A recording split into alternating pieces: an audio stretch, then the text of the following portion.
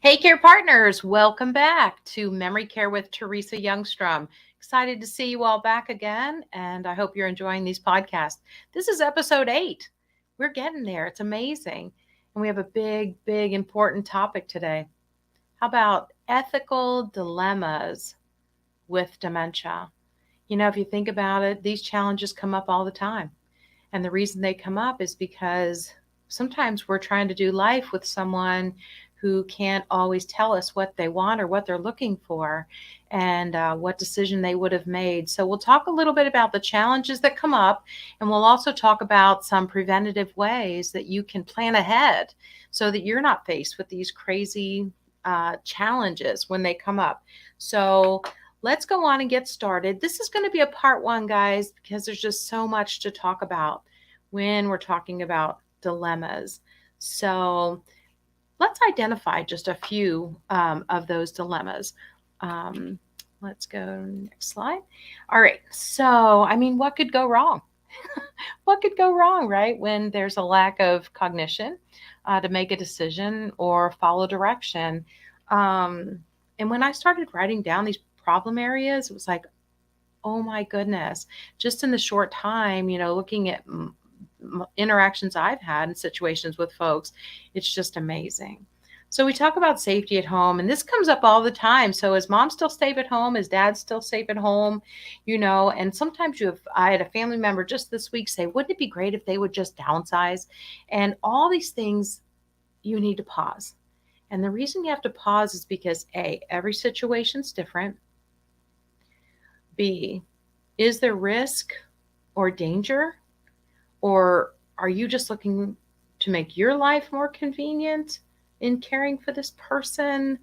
So safety at home, are they going out at inappropriate times? Do they no longer have awareness of day night? Are those kind of challenges happening? Are they putting something on the stove, turning it on, leaving it on, burning up pots and pans? I took care of a lady once who lived in an apartment building.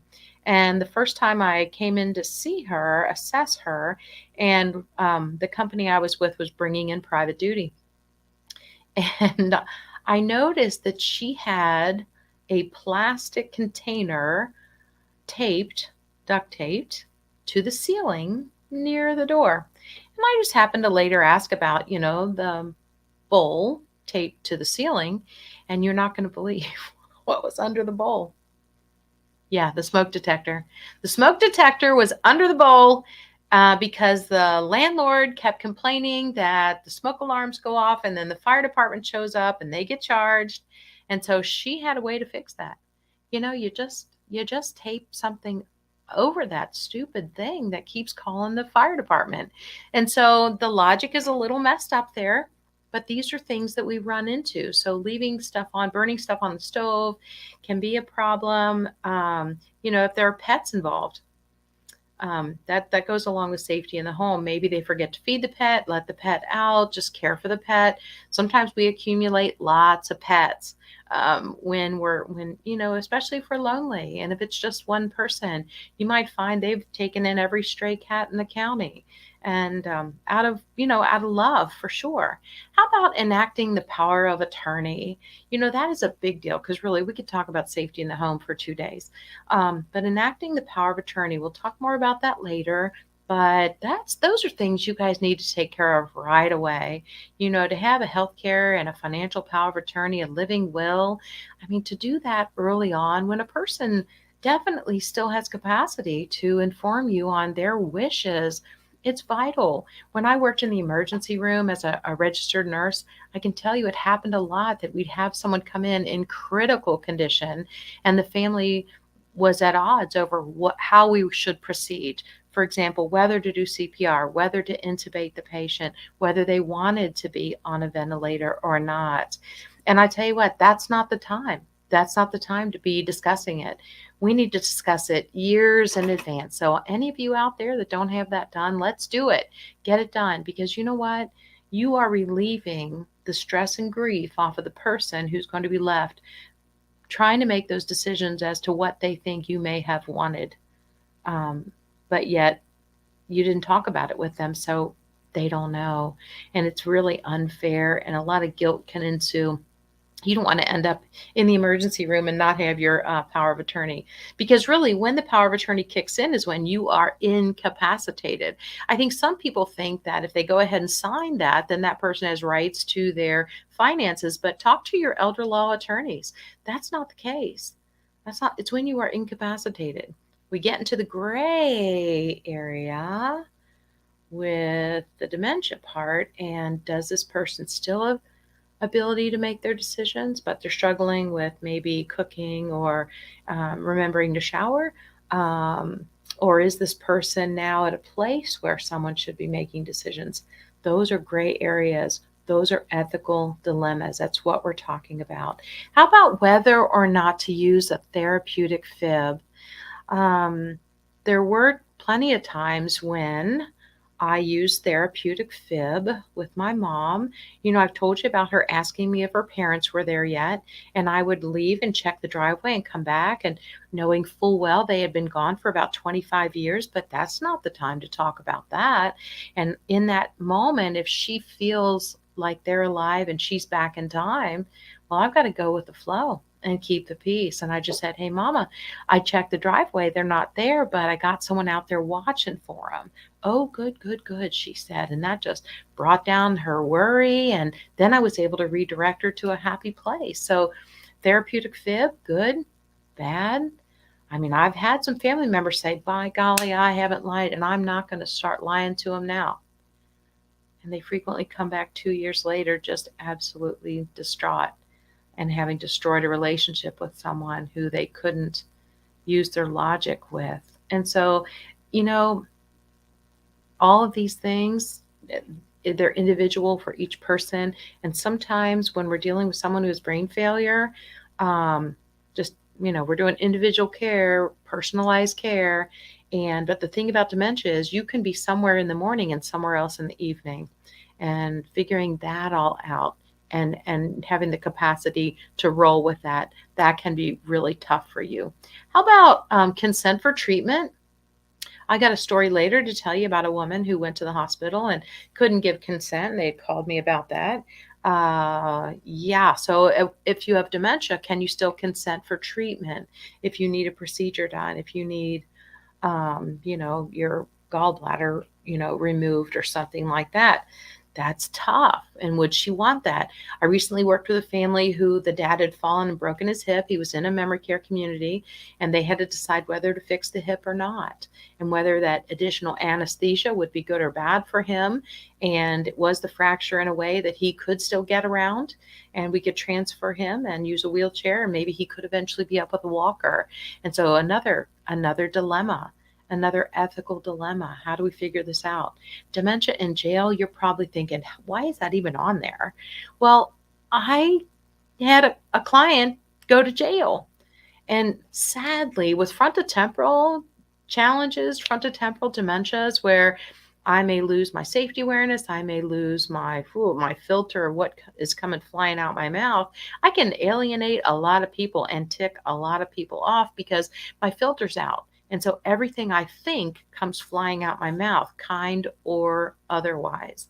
And you know, sadly, I heard a statistic once that more people with frontotemporal are in a court of law with a challenge that they've got in their mouth has gotten them into trouble over something before they see a neurologist. That's a terrible statistic, but sadly, it happens. And sometimes people are ending up getting divorced because one person has become very difficult over the past 15 months, not realizing that the dementia was ensuing. So dementia in jail, though, during COVID, I had a gentleman who had no short-term memory, and he was in a nursing home, and they were supposed to stay in their rooms, right? That was the rule. Well, no short-term memory. In his mind, it was time for lunch, and so he was coming out, and the girl came up behind him and grabbed him from behind. She was frustrated, short-staffed, tired, overworked, COVID, all that adds up, right? I'm not blaming her, but she grabbed him from behind, and in his mind, what did he think? Yeah, assault. What are you doing if you're just going to lunch and someone comes around and grabs you with aggression to pull you back? Yeah, so he was much bigger than her and he brought her over, boom, dropped her. Um, and they called the police. And he sat in jail for about 4 days before I could get him out, before they would understand. Because, the challenging thing is people that have dementia don't always look like they have dementia. Sad. But yeah, so dementia in jail. Using sedation. So we don't like your behavior, we don't like the way you're responding. And so is it okay just to medicate that down? Instead of trying to figure out, me, I want to be a detective. I want to figure out what's going on here. Not the judge. I don't want the hammer to fall and we just give you a antipsychotic. I want to figure out what's really going on there. Do you have an ingrown toenail? Is your hip hurting? Do you have an appendicitis? You got problems? Are you sick? I don't just want to sedate you. But maybe I could redirect you. Maybe I could engage you in something. Maybe better yet, maybe you could help me go set the table. Maybe you just need something to do. You're bored and you're getting in trouble. Going into people's rooms, causing trouble. I watched a lady once go into another woman's room and she saw a purse that she liked and she picked it up, she put it on her shoulder and walked out. And I said, "Nice purse." And she said, "Yeah, isn't that nice?" And, she wasn't malicious. She didn't see herself as stealing something. She just didn't know better. She found something she liked and she took it. But that can get them in a lot of trouble. And then, do people want to give them something to sedate them so they're more manageable? It's a big challenge. And it happens because so many of our communities are short staffed. And what do? How about explaining the diagnosis? So this is a tough one because early on in the disease, most people have an awareness that there's something amiss. And so do we engage them in that? I guess we're going to have to pay attention to how they respond to that. And are they in denial or do they want to be a part of their care? Because, the more people that I meet that have a diagnosis and are aware of it, the wealth of knowledge that they can give us over what they're feeling and what's going on, especially when the wheels fall off and, things get broken or, something happens, but they can frequently say, "This is what happened. This is what I felt. This is what I heard. This is what I thought was happening." And the overstim can cause them to pick up chairs and drop them and smash them or other things, or maybe use language that's not appropriate. So explain the diagnosis and including people with the diagnosis in their care is a very personal, individual basis. Sometimes it's most appropriate to have them there. Other times it's just not. And so I have to, be able to assess that and really get a feel for our players in the room and to make sure that the person who came for me for help is really the one, make sure everybody is straight with me. There are times that you'll come into a situation, an older couple, and both of them have challenges in their memory, all right, or their cognition. So discerning all that can be tough. How about hiding meds and food? Is that appropriate? Tough question. I had a lady, she just needed a little bit at night and a little bit in the morning, and she could then live with her daughter, and everybody was happily ever after. But the woman refused to take a pill. She was never going to take a pill, dropped dead. She's not going to take a pill. And when they had tried to put her into memory care and she got sent out to a behavior unit because she wouldn't take the medicine, and she was absolutely indignant that they wanted her to take medicine, then, the behavior place couldn't really do much with her because she wouldn't take the pills that they were offering her, and she got sent back out. But the daughter was able just to crush to a fine powder, and she had ice cream for breakfast and she had ice cream for dinner, and it worked. Is there ever a time when you see people that are over sedating people? Absolutely.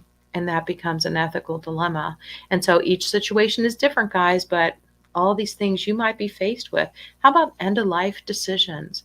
We hope that there have been conversations about that, because now if you look up MOLST, MOLST, and POLST, POLST, some new documents that are coming out with hospice companies and doulas and end of life doulas, you're having a lot more options as to how what are your wants, or, maybe you don't want a ventilator ever. Maybe you don't want CPR ever. And you can write that stuff down. Maybe you're okay with a feeding tube, maybe not. But those are certainly those end of life decisions, when to bring in hospice, when to not. And just so you know, people with dementia can tend to get Medicare to cover hospice earlier on than other individuals, as long as they have lost some capacity, some of their activities of daily living. Like maybe if they can no longer do their hygiene, feed themselves, and maybe they've got a rash or something from incontinence, you can have them evaluated and qualify. I would certainly do that early on and have them in the wings to be able to help you.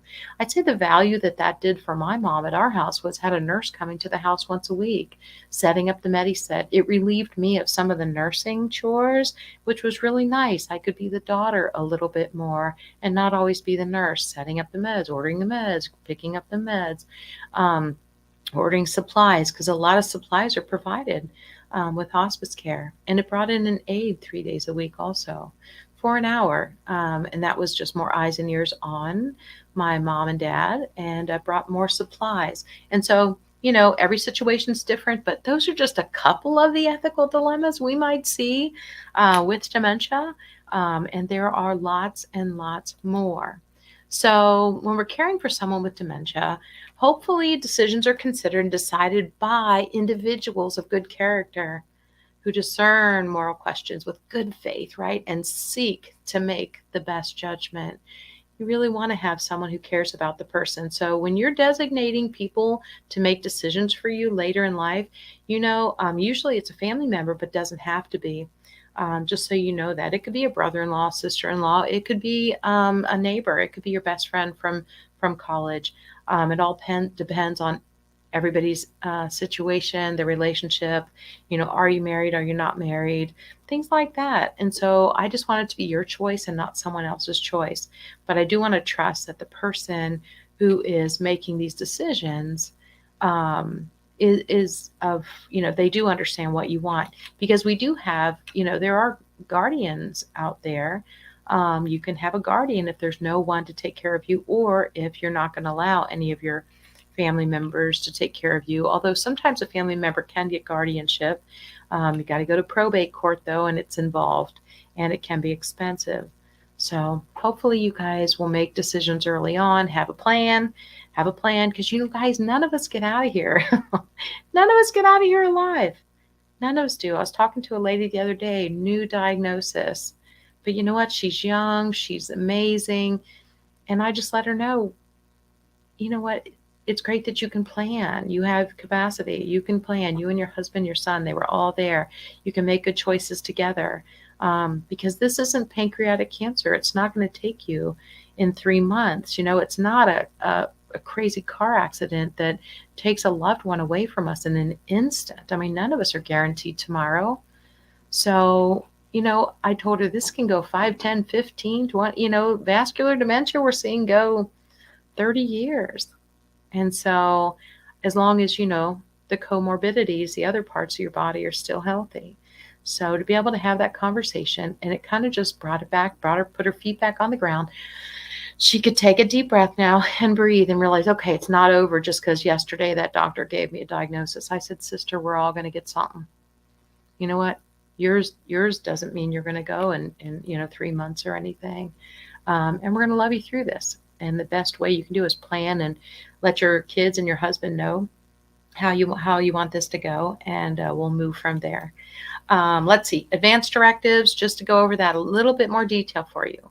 So advanced directives include your financial and your healthcare power of attorney. Those can be the same person.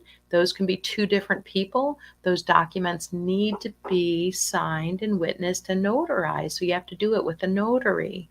And there are different companies that do that for free. I know a social worker that'll do it for free. There's elder law attorneys. Either way, that is something you need to get done. And our family attorney did that for us, and then she keeps a copy, and then we have copies. And a living will is also great, because that's where you can check off what you want and what you don't want.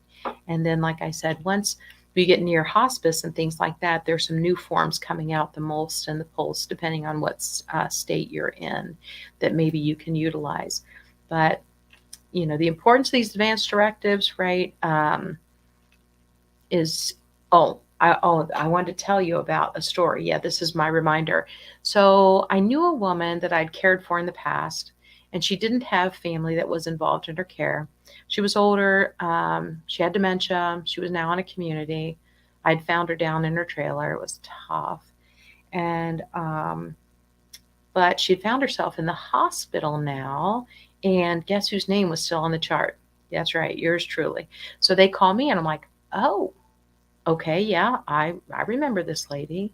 And they said that looked like she was having some heart issues. Cardiologist had seen her. They were going to do a cardiac cath, put some stents in. Maybe they were considering bypass and blah, blah, blah. And I said, she has a DNR, right? And they went, what? And I said, and she has dementia, right? And because, with dementia, vascular especially, we can be on in the moment and carry on a conversation. We're not going to remember anything we told you probably, but in the moment, we can communicate. And so the doctor on the phone with me said, I looked at her this morning. She looked pretty good. She's okay. I said, okay. I said, well, let me just let you know that 10 years ago when I cared for her, I remembered this lady. And I said, they had tried to do a cath then and everything was impassable. And she had inoperable coronary artery disease, inoperable. And I said, now she got dementia on top of that. And I said, and I know then that she is a DNR. And he said, well, I don't have any of that paperwork here. And he was mad, this cardiac surgeon was, that he didn't have any of those details, but he didn't believe me at all about the dementia because he thought she looked pretty good. So later that afternoon, he did circle back and to go talk with her. And of course, she didn't know who he was or what he was talking about. And then he called me and he goes, you were right about that dementia thing. And I said, well, I don't want to be right about anything, but I said, I certainly don't want this woman to go through a surgery that we have already determined that she didn't need.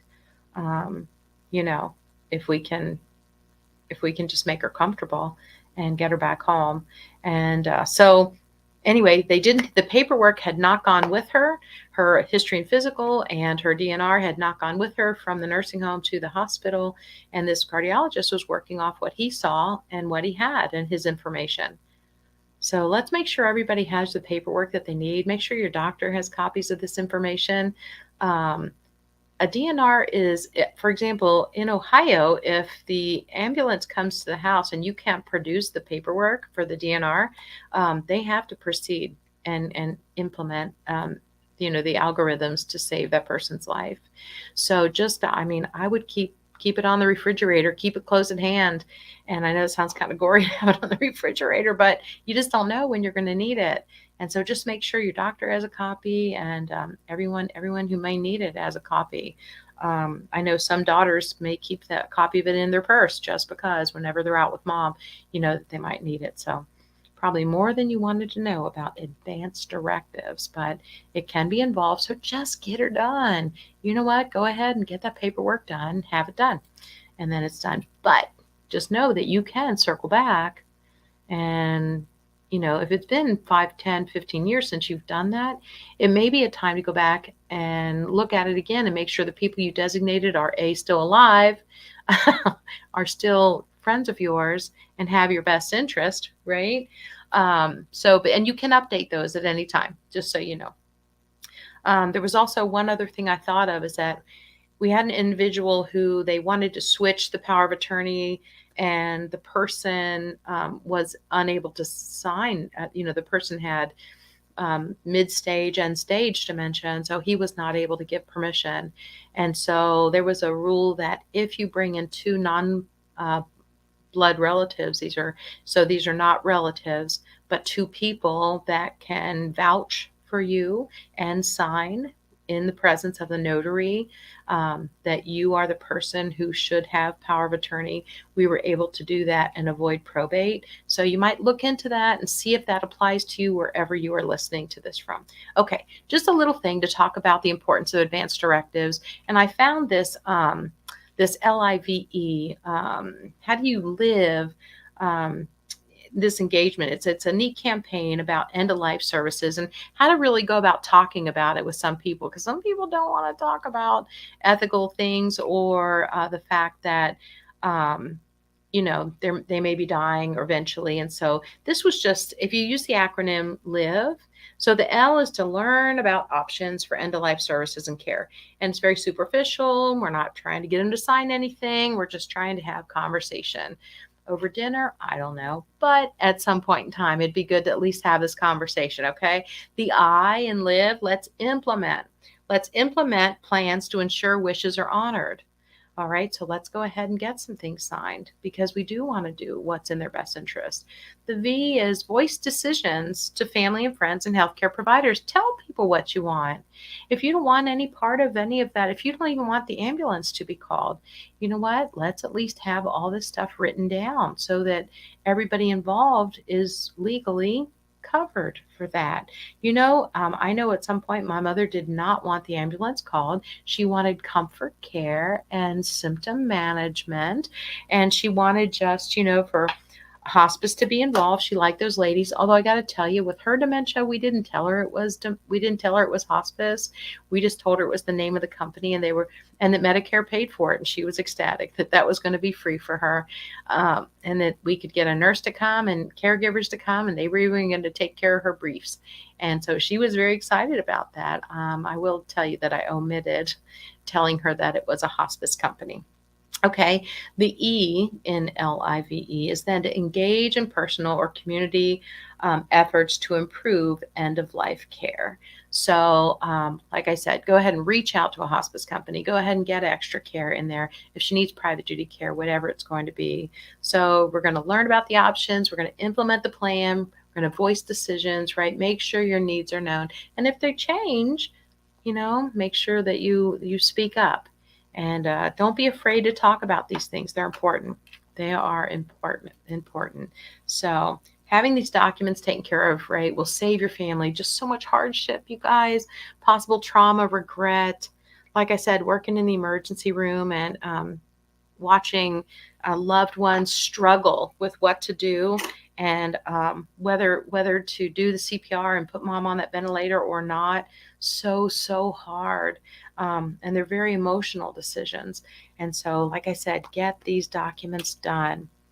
So I think we are going to pause here. Boy, that went fast. Goodness gracious. Fast, incredibly fast 30 minutes with you all. So there's the first part of, ethical dilemmas with dementia. And we're going to talk about more things next week. I'm so excited you're here. My name is Teresa Youngstrom. I'm a dementia specialist. My company is A Better Approach to Memory Care. And we do consultations, whether phone, Zoom. We can do them anywhere now across the states because of Zoom. And so phone, Zoom, or around the kitchen table.